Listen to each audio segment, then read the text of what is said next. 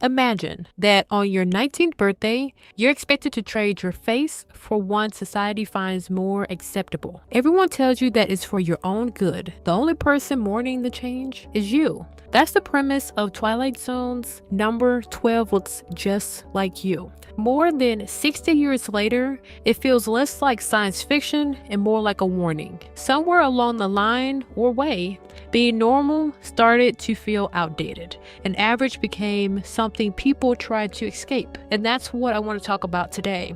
The death of being normal or average. Not because average people are disappearing, but because modern culture keeps treating average like something that we should outgrow. This topic fits into a bigger conversation that we've had on this channel about beauty, identity, and social pressure. Because so much of modern life is not just about who you are. It is about how well you can present this perfect character or side B of yourself. You're expected to look good, but you can't be a tryhard, or then you'll be cringy.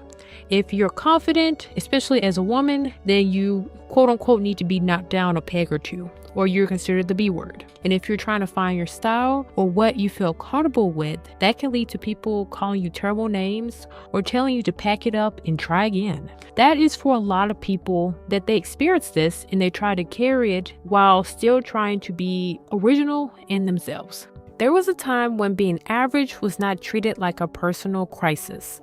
Of course, people have always compared themselves to others. Beauty standards did not just start with TikTok or Instagram, and pressure did not just start with Tumblr or other social media platforms. But there used to be some room to exist and be original.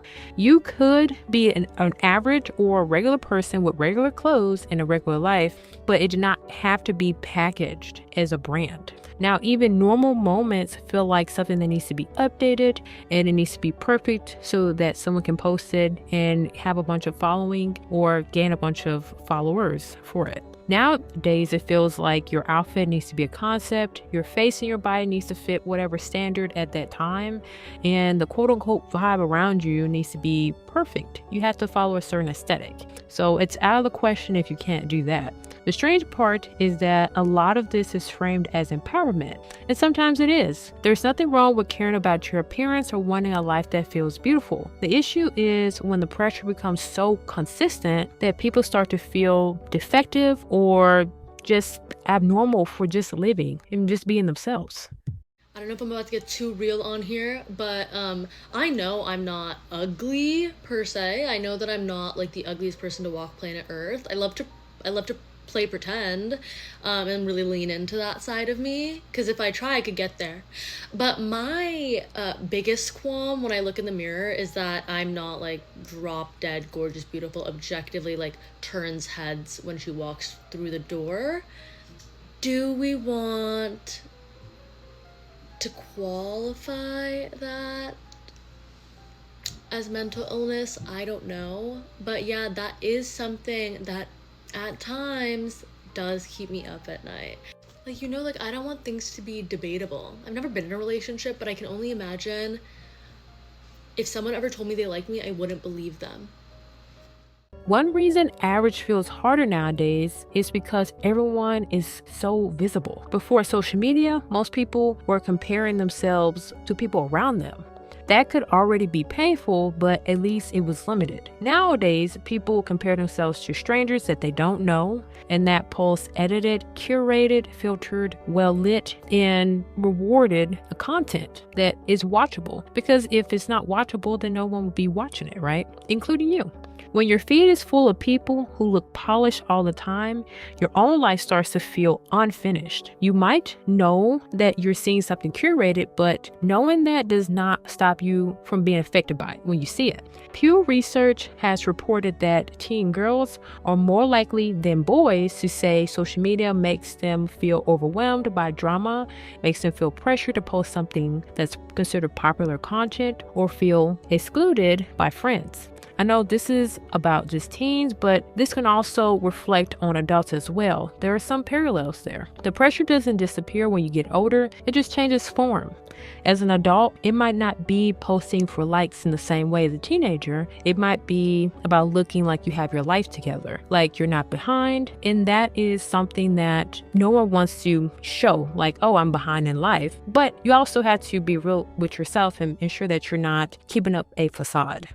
The word average has started to sound like something that people want to run from or escape. It's not enough to be cute, kind, and just have a little cute, 8 to 5 or 7 to 3. People want to see you stunning, be perceived, and for you to be perceived as emotionally intelligent, and for you to have, multiple side hustles and do all these things that they probably want to see in their own lives. This is just not realistic for many people, and I believe the majority of people are aware of this. If we don't see something in our own lives, then what will stop us from wanting to live vicariously through someone else? It's great to want more for yourself, but we want to be realistic about why we're working towards a goal and realize when improvement becomes the only acceptable way to exist. Sometimes people only are improving because they're afraid of being left behind, ignored, rejected, or they don't want to be seen as basic. This is very different. This is a different type of motivation, and it doesn't feel peaceful because you're always running.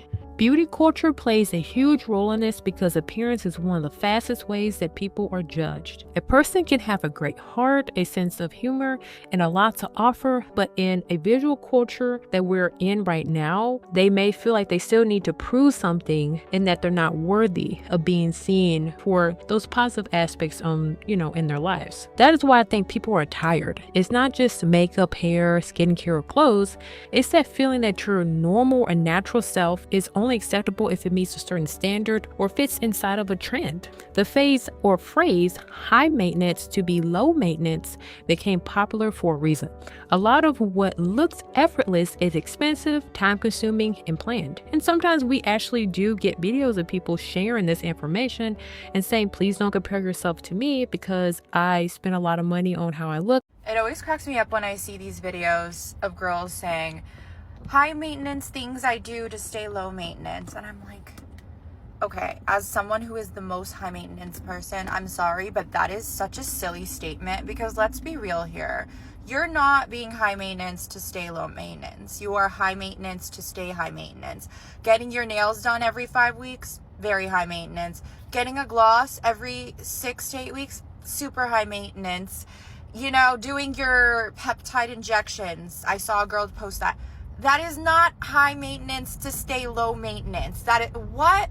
Let's be so real. Do you know how expensive and time consuming all of these beauty treatments are? There's no way in hell that even equates to being low maintenance in the slightest. Sorry, be so for real. Another reason average feels dead is because identity has become very aesthetic. People don't just like things anymore. They're encouraged to become a type of person. You may have seen people label themselves as the clean girl, the soft life girl, or the corporate baddie.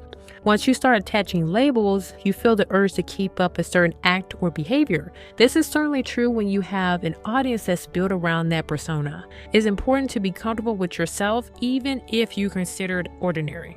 The mental cost of this is subtle, but it is real. When average is treated like failure, people do not get to rest inside themselves. They're always measuring themselves to others. The American Psychological Association recently reported on research findings that college students feel more pressure to be perfect than they did a generation ago. The same article described perfectionism as a public health risk because of its connection to depression and anxiety. Now, I want to be fair. There's not anything wrong with wanting to be better. There is nothing wrong with wanting to dress better, work out, just overall improve yourself. But when self-improvement becomes a hindrance in you being original or wanting to explore more aspects of yourself, I think that is where there is an issue and a line needs to be drawn, especially if you start to input or imprint those expectations onto others. And we do see this in like online, in threads, in comments where people try to belittle others because of whatever standard that they have. And that's just not not a productive way to interact with others in our society, because you just don't know where that person is mentally and how much courage it took for them to actually present themselves in a original way. In a world where everybody is starting to look the same, or we're being programmed to look the same and look a certain way, I am a unique feature aholic. Like, I love unique features. I love people whose faces are shaped differently naturally. I love people whose eyes are shaped differently naturally, like different shaped noses, different. Like, I've really grown to appreciate unique features. And I feel like in today's society, depending on what you're influenced by, you might be brainwashed to think that your unique features make you ugly, or you need to change X, Y, and Z to fit whatever societal mode. However, I'm here to let you know you do not need to change those unique features, because that's what makes us stand out as humans. That's what makes us ourselves. Like, we've heard this a million times, but I just feel like sometimes it's so easy. Even I found myself starting to get wrapped up in it. I'm like, no, no, no, no. Pump the brakes. Like, those features that you hate now, give it a couple years, those would be the same features that that's desirable in society. You know what I'm saying? The death of being average says a lot about the way that we value people nowadays. It says that we are becoming less comfortable with people simply being people.